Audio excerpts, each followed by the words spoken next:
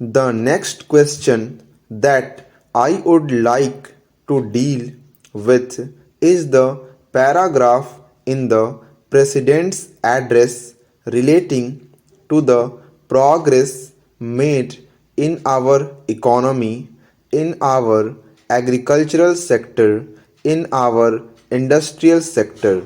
in our foreign trade, etc. Sir, you were pleased to read out to us a very large list of the achievements of the Congress government during the last decade and the important targets which have been achieved during the last 10 years of our planned economy.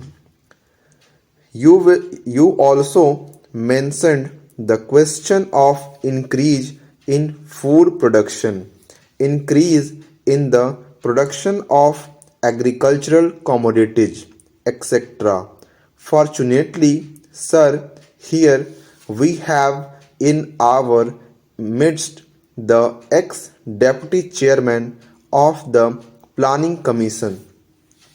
Sri V.T. Krishnamachari, who has addressed a number of meetings and seminars in New Delhi recently, drawing our attention to the weakness in our agricultural sector.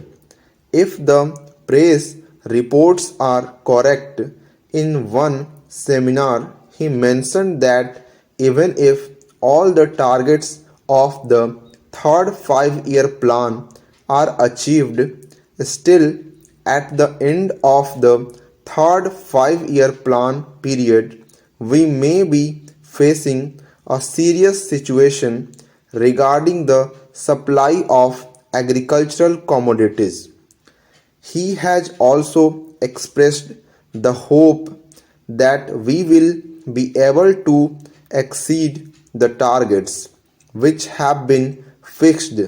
for the third 5-year plan. I do not know whether his expectation of exceeding the targets will be fulfilled or not, but it is quite clear that we have not been able to give sufficient attention to the development of the agricultural sector. It has also been stated that development of the agricultural sector is one of the most difficult tasks which have been found difficult both by democratic countries as well as by countries in which total planning is going on. It is all the more reason, therefore, that we should pay more attention to the agricultural sector, or so that it may be possible for us to meet our requirements as and when they arise, and the situation which he has foreseen at the end of the third 5-year plan may not materialize. It is no use merely taking refuge behind some of the figures which have been compiled and narrating the progress which has already been achieved. We are happy that some progress has been achieved, but we are anxious that more progress should be there, and for that purpose also certain definite steps will be taken. Para. In this connection, I am also happy to hear that the defense minister said yesterday in one of his public meetings, namely that the government of India is contemplating to create a setup in our villages, wherein our panchayats will be functioning more or less on the lines of parliament. Unfortunately, he did not elaborate that point further, and the press has not thrown any more light on what that exactly means. But if it means that the panchayats will be in charge of the resources that are available in the villages, that they will be in a position to determine how best the productive efforts in the villages are to be directed, and in what direction, determine what targets are to be achieved, and when the production is there and there is a surplus to be exchanged with other centers in the country, that the panchayats will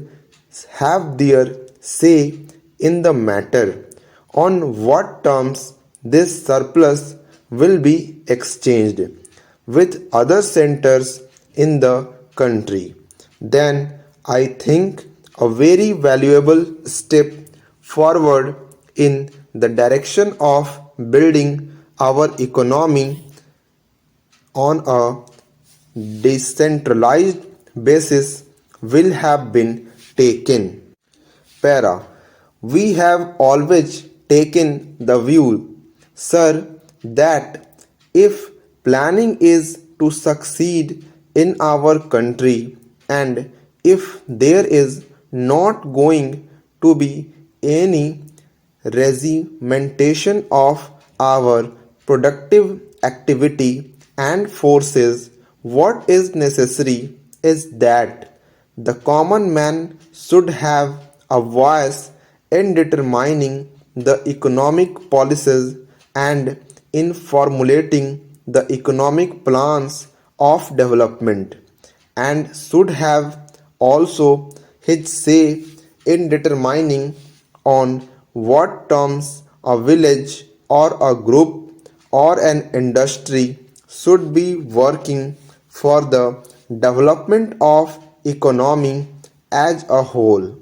In other words, some amount of competition, some amount of bargaining power is to be generated in the lowest strata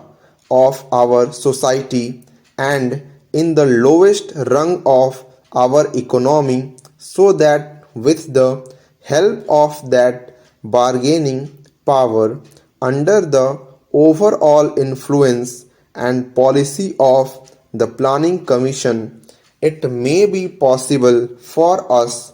to develop our economy in a manner which satisfies both the interests and the requirements of the nation, as well as the aspirations of the people. When people feel that they also have their say in the formulation of policies and programs, and that such policies and programs are not something which is dictated from New Delhi, but are those which have been worked out by their own of thoughts, and as a result of their own deliberations. To the extent these plans are a part of their efforts in the development of their regions, of their own crafts, their own industries, and their own skills.